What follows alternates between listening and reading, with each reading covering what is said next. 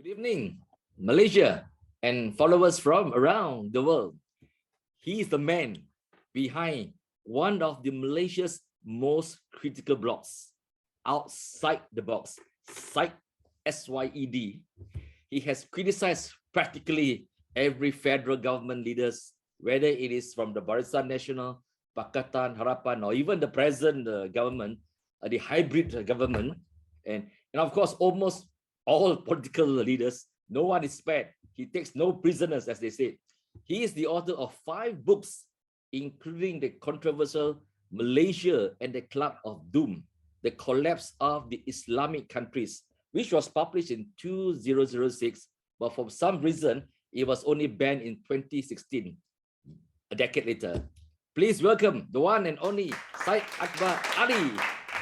Welcome. Thank you, Dato'. Very kind. Thank you for the introduction and also about the controversial book. Amazing. Glad to. Okay, Syed.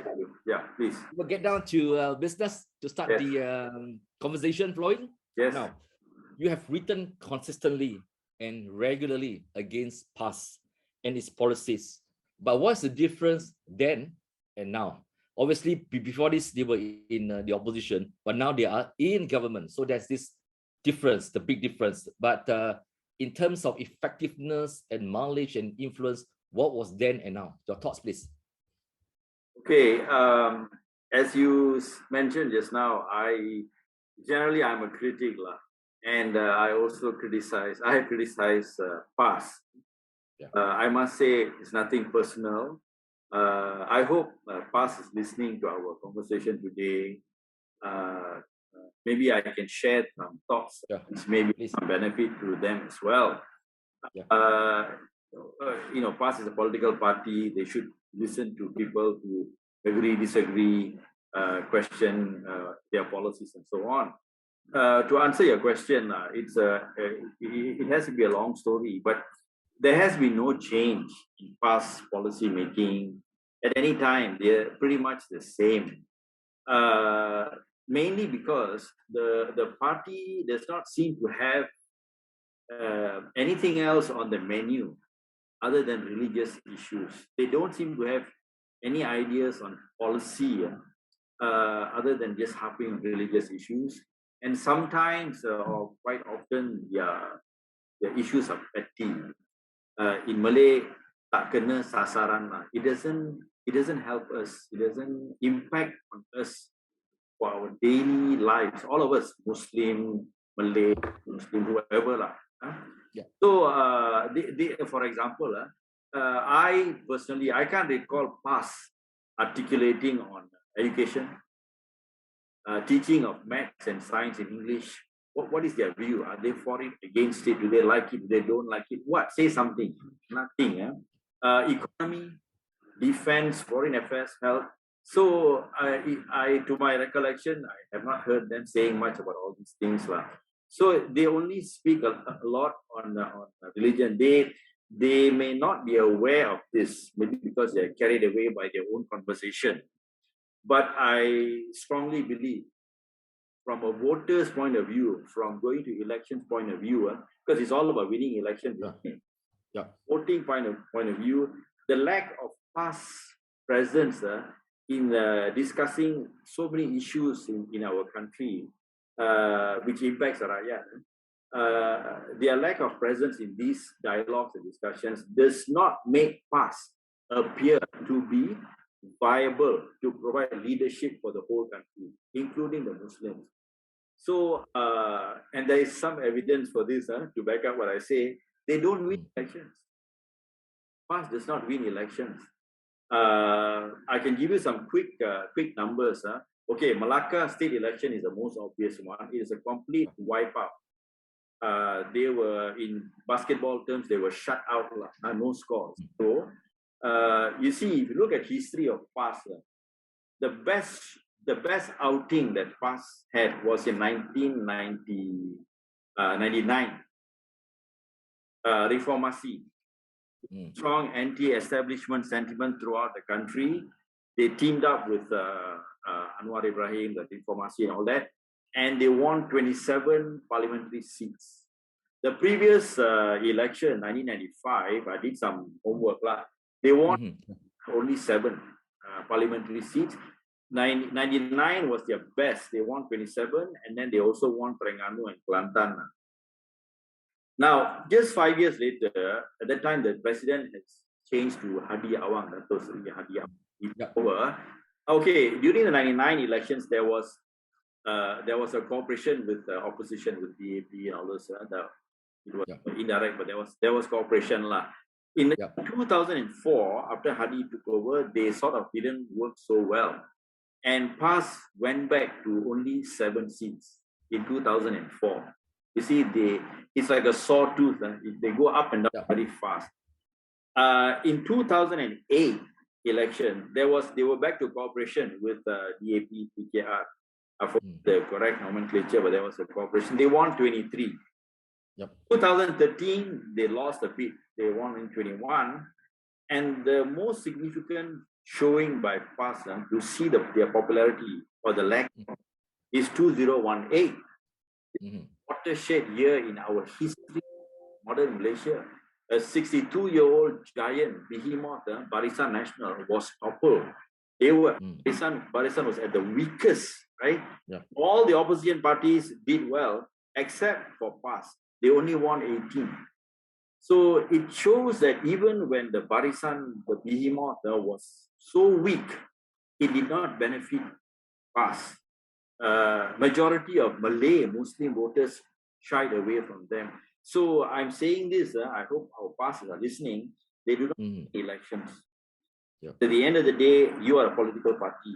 You want to have a national presence. This is a country of 32 million people. You must win the elections. You are not. So many years. This is the situation with PAS. Because, as I said just now, we don't hear anything new from them. This is like going to a restaurant. On the menu, only one item, which is so it doesn't impact on people's lives enough to make people want to put the cross in the kertas undi there. That's it. Syed, obviously they are strong in Kelantan, they are strong in Kedah, and of course Terengganu. These 3 states. In the case of Kelantan, the people of Kelantan has been getting bad supply of clean water for decades, and logging continues to be carried out in a very haphazard manner in Kelantan because that's their only source of constant revenue for the state. They don't have very strong records in good, effective administration, but yet they get voted in Kelantan almost in every general election, selling one item. Why do you think that the people of Kelantan and Terengganu and perhaps Kedah, why do they still continue to vote in PAS despite their inability to run the state in an effective manner? Kelantan, Kedah, Terengganu, these are the traditional, not only the traditional Malay belt, but traditionally the religious belt. There is one more state that is also quite religious, which is Johor. But Johor, they are not, PAS does not have as much success in Johor as in Kelantan, Terengganu, and Kedah. Having said that, Terengganu and Kedah they have won less. Right? They win more in Kelantan. Terengganu, they won 99, they won because there was an anti-government sentiment, reformasi time, and PAS won. And they won Kedah a couple of times. In any case, in all these 3 states, even Kelantan, always the results in elections between PAS and their main rival, UMNO BN, is always very close. All in Kelantan, Kedah, and maybe Terengganu, but Kelantan, Kedah, I've heard a discussion before, that the margins are always slim, either way. Either PAS wins or the UMNO, BN boys will win, but the margins are slim. They don't win big. There's always a swing. You can lose or win easily, but Kelantan is unique because Kelantan is like, in America, they have Texas people. They always think they are slightly different from the rest of the US. So in Kelantan also, they have a very strong, and very independent kind of mindset of the Kelantan people. They like to state that we can be different. We don't have to toe the line. They are a bit of a very independent nature. So that plays into PAS in Kelantan, because in Kelantan, being Kelantanese and Islam is like together. It's more than Malay Muslim in the constitution. In Kelantan, it's like if you're Kelantanese, Malay, Islam, your religion, no question about it. So PAS fits in very easily, like hand in glove. Kelantan, Malay, Islam, PAS, all one set on the table. So it has been quite well. They have maintained that relationship very well, and they'll be able to package it and deliver it. And the Kelantanese seem to like them. Yes, the infrastructure in the state is quite bad. The water issue is very old. But as you say, people don't seem to mind. They keep voting for PAS. But Kelantan, Kedah and Terengganu, I reserve my comments, because it's at the left and right many times. Either PAS, BN, PAS or BN. You swing more. Kelantan is like the Bible Belt in the Midwest in America, where they have these Bible-topping Republicans which can do no wrong. They have a very independent streak, Kelantan. It's going to take a while to convince them. I think ultimately the federal government has to work a bit harder to convince the Kelantanese. If you want them to be on board, you have to convince them. You have to ask them, what is it that you want? Let's start somewhere. Also, if I'm not wrong here, okay, I will say it anyway. That as far as the Kelantanese are concerned, I have many Kelantanese friends. They always make comparison to the lifestyle and the simplicity of the past leaders. Like Nick Aziz is forever a legend. He lives a very simple life, okay. But somehow or another, past UMNO leaders are seen in a different light. Somehow or another, they are much more affluent. And that sometimes they are seen to be much more showy. So the normal Kelantanese do not like this kind of leaders who show off their affluence. So we can see that that's the kind of comparison. Now, you mentioned PAS now has 18 seats.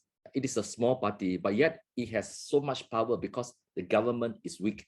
Without PAS, the government may just collapse. So they are using its influence and assertiveness to the fullest. What is your comment on this? Okay, that part of the equation has changed, I think, with the Malacca state election results. Of course, the government now is a very weak government, the coalition government. Even the one before with Tan Sri Mahidin Yassin was weak. The one before that with Dr. Mahathir was also weak, because after 2018, I think the traditional power structure, the landscape of the politics has changed completely. Unless we have a general election and somebody wins decisively, this weak coalition is going to persist. But we have seen in Malacca that not only PAS, so DAP and Bersatu, but mostly NPKR, they have, it's a very poor showing in Malacca. So I think it has weakened PAS position vis-a-vis Parliament and the coalition in Putrajaya. Already UMNO has said in the next general election, they are prepared to go alone. They're back to Barisan Nasional. It's going to be UMNO, MCA, MIC. So they've made a statement quite clearly. So PAS. So can PAS win more seats when they are no more with UMNO? Well, they're with UMNO now. They're also with Bersatu now. Right? Everybody's with each other. So because of the loss in Malacca, that is now dubious, and the determination which UMNO is showing that they can do it alone, that will impact on PAS, meaning that UMNO BN may not depend on PAS anymore. They're going to try their luck at the GB. I think so. Yeah, and I think PAS has got their work cut out for them if they want to win more seats. I don't think it's going to be as easy.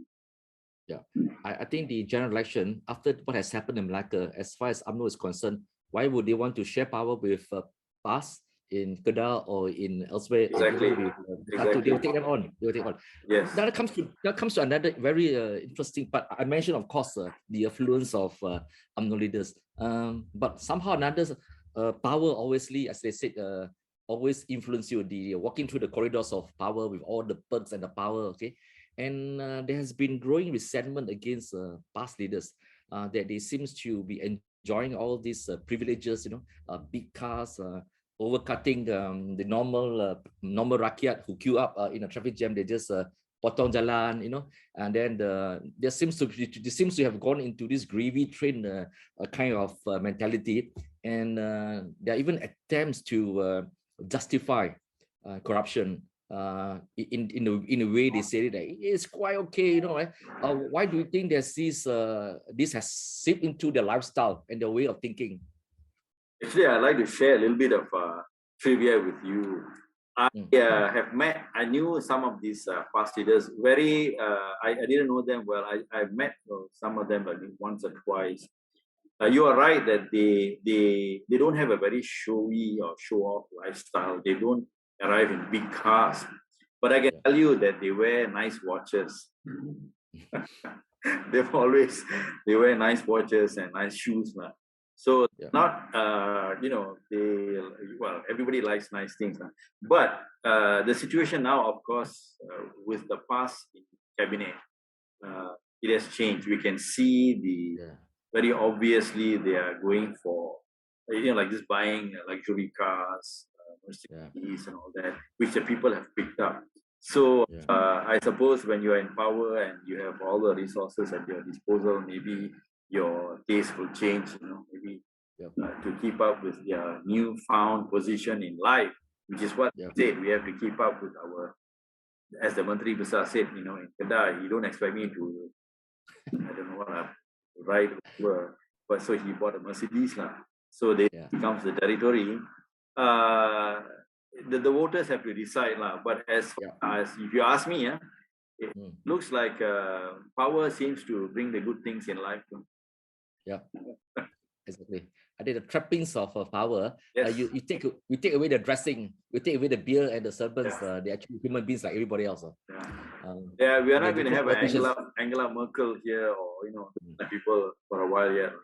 Yeah, just politicians, normal politicians like from any other party. One of the narrative they have always pushed is this: in any of our policies, it does not affect non-Muslims. So non-Muslims, you don't have to worry. Why are you talking about being marginalized? Why are you talking of us being religious bigots? Where it doesn't affect you. You have no say. Okay, you may be a Malaysian, but you have no say because what we're planning has nothing to do with you. What is your take on this such narrative? This is, I suppose you're referring to the recent issues on the Tima whiskey, and then the closing of the betting shops, the 4-digit shops in Kedah. The gambling issue in Kedah. This is encroaching. This is encroaching on the rights of non-Muslims. We are a multiracial, multicultural society. They have to, as a political party which once used the slogan "PAS for all," PAS untuk semua, where they are projecting themselves as a national party to take care of the interests of everybody. Obviously, you cannot encroach on the rights of other people. Saying no or banning or restricting things which other communities, people of other faiths, other religions do, at least, they've done it without asking them. At least you should consult with people who are going to be affected by what you are doing. So instead, they said that we think this is good for you. So like the answer given to the reporter girl who asked the question, they asked, do you want your husband to gamble and things like that? That is not the right way of doing it. So they should consult with the non-Muslims if they want to make policies going to affect the rights of the non-Muslims, which is what they don't seem to understand. But there's something else which I hope the past will pay attention. There are also many Muslims, Malays, who don't like this. When they came out with the issue on the Tima and on the gambling betting shops in Kedah, there were also quite a few comments by Malay Muslims who didn't agree with what PAS had said. Now, these are the Malays who are vocal, who speak up. There are also other Malays who don't agree with this kind of behavior, but they don't say anything. Yeah. So my advice to PAS is, they are a political party. You have to win votes. So are you sure that by doing these things, they may think that they're being popular, they are standing up for Islam or defending Islam, things like that, by encroaching into this betting shops issue and things like that. Does that really make you popular among the Muslims? Because not all Muslims agree with this kind of behavior. People don't like to see someone getting bullied. The thing is, it's human nature. You don't like to see somebody getting bullied for no good reason, you see. So when PAS does these kind of things, does it increase their chances at the polling booth, or does it affect negatively the support they're going to get, even from Muslims? From the non-Muslims, they're going to lose more support. So the idea of PAS for all, which they said last time, has actually gone out the window. But the question is, they should ask is, how does this really affect Muslim voters? Does it increase the Muslim vote for them, or does it decrease the Muslim vote? They have to be careful on this, because nowadays people they are informed, they know, even Muslims or non-Muslims. So you may think that these things are going to help you at the polls, but it may not. So PAS has to be careful about this. But Syed, if you look at, I've been cynical, okay. Maybe I've got this bit of a conspiracy theory, which might be wrong. When I try to look at what had happened in the game gambling and the TMA issue, it seems like something that was concocted, the timing of it. The Kedah Menteri Besar has been in government, has been the Menteri Besar for almost more than a year already. Suddenly, it's near the Malacca state election, then this issue crop up. In the case of PKR, despite having its multiracial platform, they had to get someone from Malacca, okay, an MP from Malacca, who has not been really outspoken. I mean, to be very frank, I never heard of her until the Timor issue came out. So there are 30 over of them, but they got this woman from Malacca to speak up, and their timing is always about Malacca. Perhaps that it was something that they needed to show their credential. But there's also this fear among non-Muslims that as our numbers gets smaller and smaller, we will become 15%, 20% at some point. The fear is that you have so many Malay-based party now, Bersatu, UMNO, Pejuang, even PKR is, despite its multiracial platform, is actually a Muslim majority. There's this fear that each of them are trying to compete with each other to show their credentials, okay? Everybody wants to outbid each other to show they're much more religious, much more Bumipitra than others. The result is that the minorities get marginalized and even ignored. I mean, they don't really care. Do you think that this having so many competing Malay parties would not be good for the country and for non-Muslims as a whole? Well, it's easy to pick on the minorities because they cannot fight back as hard as they cannot create as much of a ruckus as those who have the majority. But as you mentioned, the Malay vote is split now, it's divided. And if the Malay vote is united, then they will not need this showing their muscle and bullying and things like that. You find that this kind of behavior comes up more often when they are weak. So because they don't have issues which they can champion and win the votes. Face it, the economy in the country is not doing well, and no one seems to know how to fix it. So they're not going to be able to articulate some fantastic economic policy that will win Malacca in a big way or win some election. There seems to be none. So the easy when you tada modal, the easy topics are religion, race, the normal, the bangsa, agama, and all these kind of things, you see, which is what is happening. So I understand the point you are making, but it has not helped them. This has been going on for quite a long time, and the Malay vote is now split. You got Bersatu, you have Amanah. We have to talk about Amanah. Amanah is a very important point when you discuss PAS. You have Bersatu, now PAS, Amanah, as you say, PKR, and what do you call this, UMNO. So the Malay vote is split. But I want to share some other thoughts.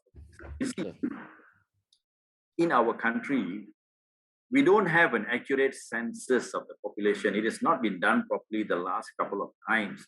We do not know the exact numbers of the population and the makeup of demographics. The Bumiputra population is about 70%. Yeah. Now, of this 70, it's actually, I don't say it's plus, maybe 70 or slightly less, of which the Malay who are mostly concentrated in Semenanjung, they are about 51%. It's only about 51% Malay.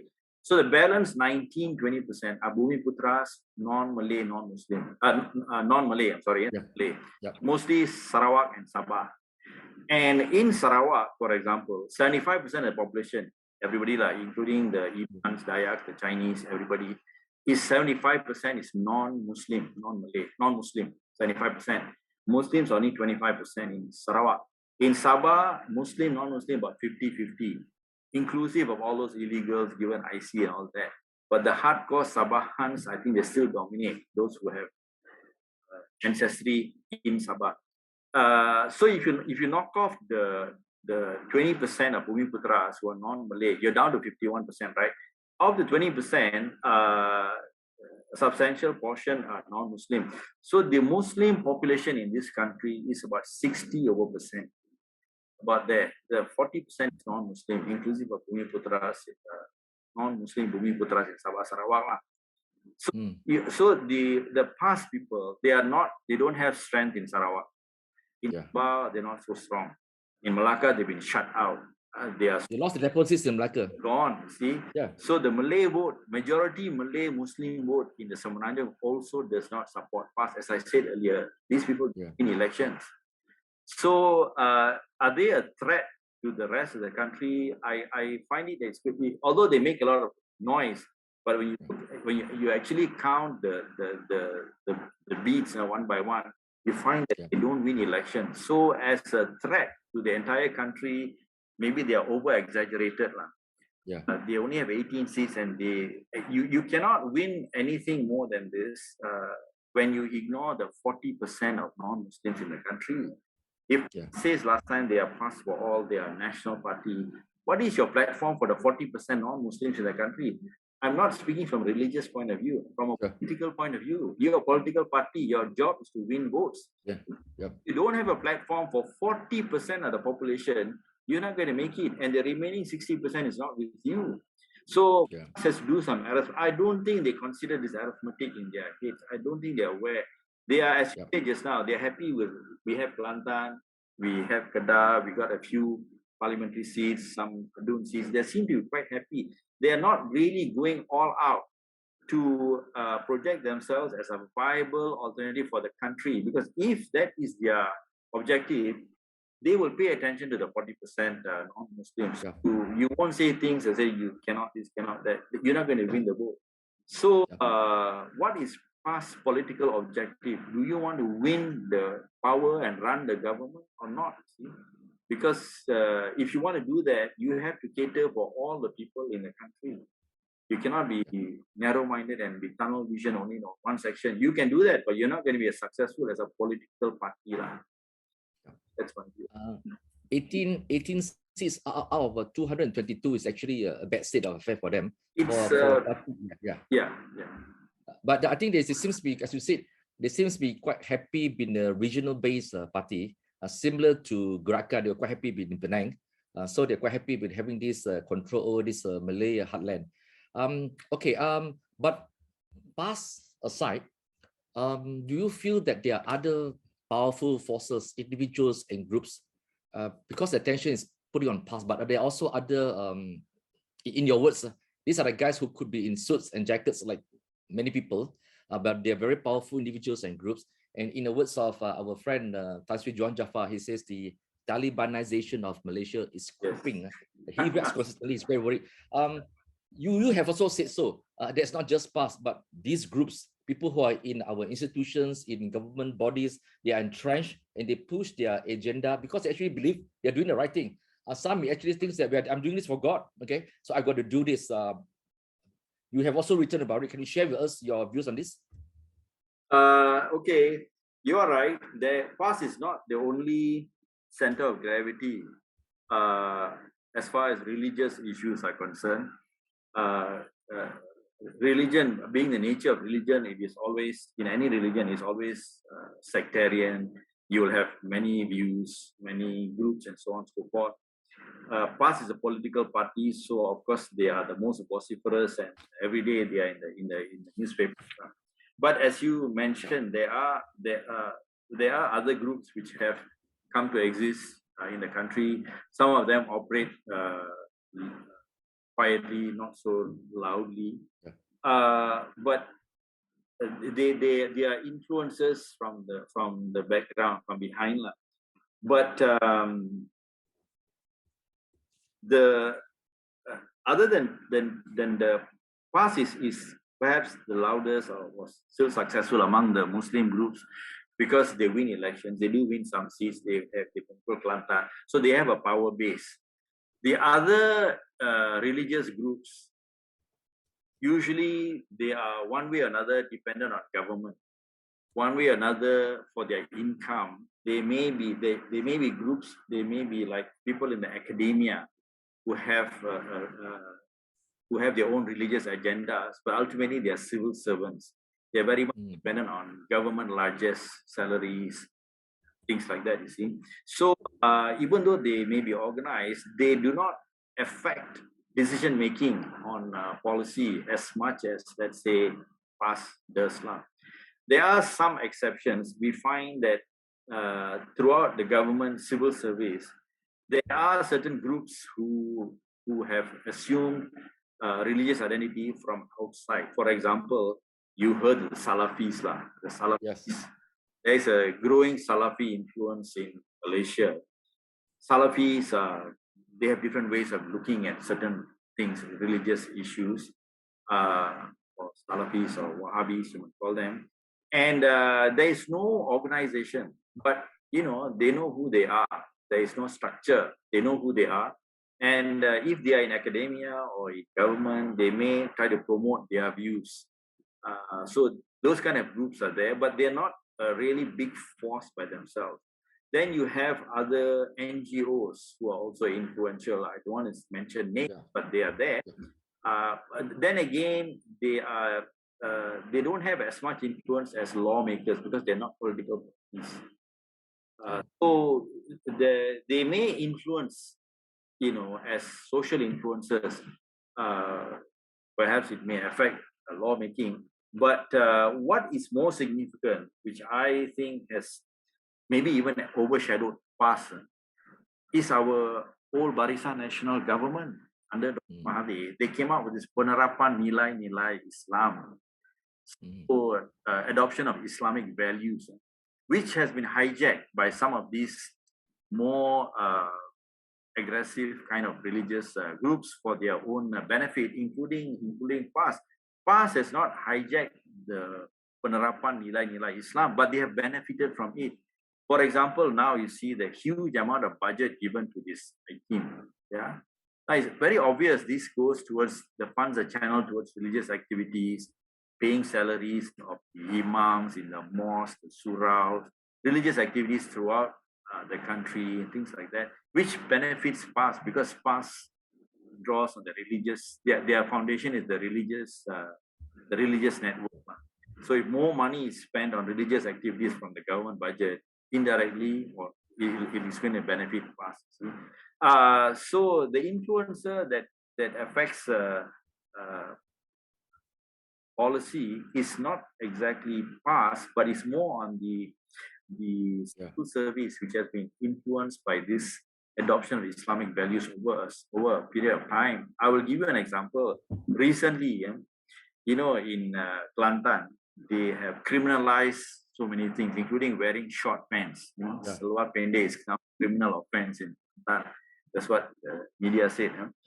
But what is the impact of policy on the Malay, on the Muslim, on the voters? As I said earlier, it doesn't really impact us. Say I'm a Muslim. It doesn't impact us because under penerapan nilai-nilai Islam, Barisan Nasional, school kids, boys, Malay boys, Muslim boys who go to school, primary school, the secondary school, They've been starting to wear long pants, I think, from the 1980s or 90s, long time ago. And the reason why they started wearing long pants for boys and in primary school, secondary school those days is again because it's religious thing. They say that the boys should cover their below their knees, they wear long pants. So what PAS is criminalized now has already been done before by the Barisan National Government, but the BN government did not criminalize it. It's just under penerapan nilai-nilai Islam. But the real practical impact is today when PAS criminalizes it, it doesn't make any difference because all the kids in school are wearing long pants for what, 20 over years or 30 years already. So it's no impact. So today, when the Malay voter goes on election day, he goes to vote and he sees all the kertas undi with all the different political parties there. Supposing the issue of wearing short pants comes up, to him is no different because we have all been wearing short pants for so long. Only now PAS is criminalizing it. It doesn't impact them, you see. So this is why I'm saying these PAS people, they say things and try to push things which has no impact on people's everyday lives. So the penerapan nilai-nilai Islam has actually preceded many of these things lah. So the thing that you're saying now about the increasing Islamization, the religious awareness, it's not only it didn't only start with PAS, actually it started from before. But you need to have presence in parliament, in state assemblies to be able to enact change, like now happening in Kedah. They are in power, they can do some things in Kelantan. So that is PAS. The other groups, they may be there, but I don't see them having as much an impact on us going into the future, unless they all start winning elections. So that will be a while yet. You mentioned of this penerapan nilai-nilai Islam, which of course nobody in his right mind would argue against it. I think it was during Mahathir's time when he brought in Anwar Ibrahim to prevent him from going to PAS. Yes. And now of course Dr. Mahathir, after 22 years now, he's not giving up. He now talks about so much time in school, they're putting too much time for religious classes, but he had 22 years, he did nothing. Okay, and we all know that he allowed this to happen. Okay, it's not as if, as you say, it was something which happened 2 years ago. It was 20 years ago it happened. Okay, I agree with you. The damage has been done. I mean, you were a supporter of Dr. Mahathir, but you have become very critical of him because we could see it. We could see it now. It's like, hey, why you talk about it? But the question I'll ask also is this, that we talk about non-PAS people. These are the powerful individuals who are in institutions of higher learning. They try to impose this. I want to ask you this question because you wrote this book about, let me see, let me get the correct. Okay, the Malaysia, the Club of Doom, and that why Islamic states are failed states. Okay, I mean the book, it took them a year to find out that, well, it took 10 years for Najib to say that it should be banned. Okay, can you sum up some of the 7 to 8 points which was the result which caused many Islamic states to fail? And you know that, okay, when Islamic refugees run away from the countries, they don't go to Saudi Arabia or Yemen, they go to a Western country. So a lot of it speaks for itself. But can you share with us the 7 pointers? Let me do through 7 features of failed Islamic states: restrictions on the free flow of information, the subjugation of women, inability to accept responsibility for individual or collective failure, the extended family or clan as the basic unit of social organization, domination by a restrictive religion, a low valuation of education, low prestige assigned to work. So these 7 points cause your book to be banned. Okay, tell us about it. Yeah, when the book was banned in 2016, it was already out of print. I published this book in 2006. And I'm sure you also write books. When you publish a book, you don't need like 2 years and 3 years. So after 3 years, the book didn't sell anymore, and I didn't publish anymore. So when they banned it in 2016, I think there were no more books in the bookshelves, in the bookshops. So a bit late. But the points that you said, we can talk about it the whole day. It seems to be common to the Islamic societies. For example, I said earlier just now about PAS that they do not talk about economic issues. I have a friend who used to be a reporter for Newspace Times, and he a long time ago he interviewed one of these past leaders. Again, I don't want to mention name. So he asked him, what is your plan for the economy of the country? So the reply was, ambo tak taro. That means we have thought about it yet. So so they don't have what is past economic platform now in this situation in our country where we have a pandemic, COVID. We are, it's difficult to reorganize and move forward. What is their plan? They don't have. They've never had. What is your plan on defense, on foreign affairs, education? As I said, on, let's say English, they fought it against it. They don't have. This seems to be a common trend in Islamic countries. They don't pay enough attention to economic issues. So the economies always go sideways, and added with the corruption, the abuse of power, the lack of democracy. In Malaysia, we are a democratic country, but most Islamic countries are authoritarian. They lack freedom and democracy, so they have suffered. But you don't have to be a democracy to have to be economically, what do you call this, advanced. You look at China. China is an authoritarian country. It's what you focus on. It's what is important for your people. So they seem to miss the target.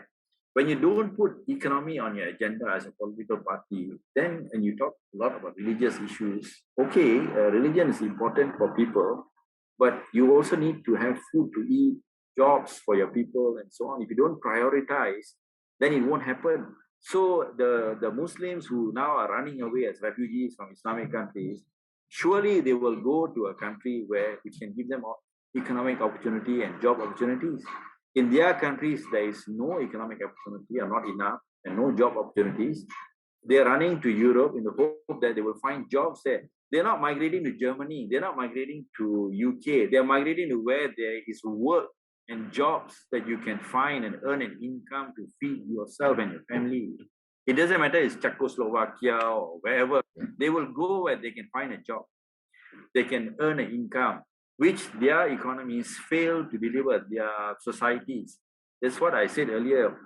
Where is past idea for the overall complete development of our country, of our society, including the non-Muslims in this country? Where is your plan, your grand plan? That is not there. So this is where they miss the point. When you miss this huge target like this, such an obvious target, you miss this, your people are going to end up in difficulty. That's what is happening in Islamic societies, and what we see in these people who push the religious agenda. They seem to overlook the economic side of things, the humanitarian side of things. So, Syed, as a final question to wrap up this program, is there hope from Malaysia? Yes, there is hope for Malaysia, but I hope that you see, we are democracy. We are democracy. Like it or not, since 1957, democracy lah. We've been voting. We've been consistently voting elections every 5 years. Democracy is a success in Malaysia, and considering that it goes back to 1957, when at that time there was the phrase "third world" did not even exist yet.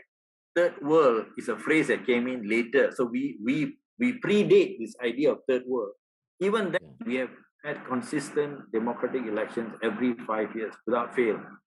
So it's a major achievement by us. We have to pat ourselves on the back. But having said that, our people don't stand up for what is really vital. This is my complaint. So I feel that we have to, what is the future for the country? We really need to push the freedom to speak and discuss. My view is that we are still curtailed. There is still a lot of controls on this society from speaking freely. And the Muslims are more impaired than the non-Muslims. Okay, let's just a little bit, in a couple of minutes, I'll it up. We have to discuss issues freely. We are now as a writer, I write a blog, I write books. As you said, my book has been banned. Quite well aware of what all the arsenal of stuff which they have against people like us, lah. Those Yeah. who write, who talk, who speak. You have the Sedition Act.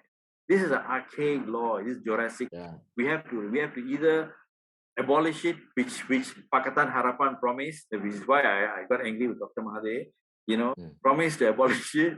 They did. They KIV for a while, Gobin, KIV for a while, and then they put it back. We have to do something about this. Either abolish it or seriously overhaul it. You have like the MCMC Act, not the entire MCMC Act. There are certain portions of it the human rights lawyers have raised this. There's one particular paragraph, I forget the exact paragraph. It gives them basically a la carte, blank check powers to censure anybody whom they didn't like, or Facebook posting, whatever, anything you write in the blog, they can come after you. You have the MCMC Act, Sedition Act. For Muslims you have the criminal enactments, but before that, to me the biggest threat to our freedom of expression in this country is our libel laws, the Defamation Act. You as a former pressman, I think you know what I'm talking about, lah. Right. Our Defamation Act is so old. I think we photocopied from the British, like, I don't know, 100 years ago, and we've never changed it. It is so friendly for the plaintiff. Nowhere, I think, in other countries, advanced countries that claim to be Negara Maju, the politicians can sue people for 10 million, 50 million for saying something that hurt my feelings, like small children, childish, like running to the mummy and crying, and the guy said something about me. And the courts entertain them, suing for 10 million, 50 million. The guy is a politician, member of parliament, leader of a party. He's suing who? Some blogger, some Facebooker. This shouldn't be allowed to continue. We really have to overhaul our libel laws, the defamation, slander, libel. We have to make it more up to date. In the US, if you are a politician or you are a public personality, you, me, public personality, you try suing people for libel, it's almost impossible. Because they say that the public has a right to shout and scream at you, basically, because you put yourself to the public. You are telling the public, I am God's gift to you. Remember that one fellow said that? So if you claim that you're God's gift to mankind, to the people, the voters, and then somebody doesn't agree with you, you sue him for libel. What is this? So, so we have to amend this. We have to amend our defamation laws, libel, slander. And for Muslims, we have this huge sword hanging over our head, the Islamic criminal enactments, they have all state has. And for example, in this country, Muslims cannot simply talk about religion. You need they call it a tauliah. Tauliah, you need a license, basically. You need an approval before you can say anything about religion. That's why I have to be careful. I'm not going to talk about religion with you, because that's controlled. And then under the Sharia criminal enactments, if a Muslim says something or writes something or publishes something which doesn't follow the accepted, the religious understanding, the orthodoxy, they can charge you in court. I see. 3 years jail, 5,000 fines, 6 crores of the rotan. Every state has this. So all these kind of restrictive laws prevent us as a society from speaking freely. So if you want to be an advanced society, a mature society, we must pay attention to these laws, because this is basic to us speaking. You can build all the highways and freeways and skyscrapers. Okay, that's also very good. Hopefully the net speed will also go up, because we had a bit of an issue this morning. But more importantly, we must pay attention to these basic rights to be able to speak without the fear of prosecution by the state or persecution by your neighbors. This is important. Right. We don't have this yet in our country. I think if we can overcome this, we can overcome a lot of things. Don't worry too much about PAS and people. They don't win elections. But if we can discuss things openly and be critical without getting upset, without getting angry, without getting violent, we have mature society. I think it will bring us forward, at a much quicker pace, and all of us No matter Yeah. what party or politics you are, all of us will be happier. That's my Yeah. It's like, I share the same optimism. A lot of people ask me the same question. Is there hope for Malaysia? I have a lot of hope for Malaysia because unlike other countries, we accept, we are a very tolerant country. We argue a lot, we speak up a lot, but at the end of the day, I think we control our emotions very well. Managing conflict, we are very good at it. So Malaysia also has a large, big middle class, and I think that's important. Middle class people are always very worried of having disruptions to their lives, so they are pretty much has a lot of self restraint. Coming back to the right to speak up, I think it's really, really important. Malaysians need to have a civil discourse like what we're having now in a respectful manner, and to be able to do it with in a civil manner. If you look at some of the comments made in social media, it's always putting down somebody. They call names. They can't argue properly. Then they use race and religion. They shut people down. It shows that we have not come to the level where we are able to speak coherently and in a rational and convincing way. So having said that, Syed, I'm pleased to hear. I'm so happy to hear your views today. And thank you for speaking up from Malaysia and from Malaysians. Thank you, Syed. Thank you. And to all Malaysians who are following this program, please follow Outside the Box. Okay, support him, and please follow us on social media, and please click the subscribe button to support me too. Okay, thank you. Thank you.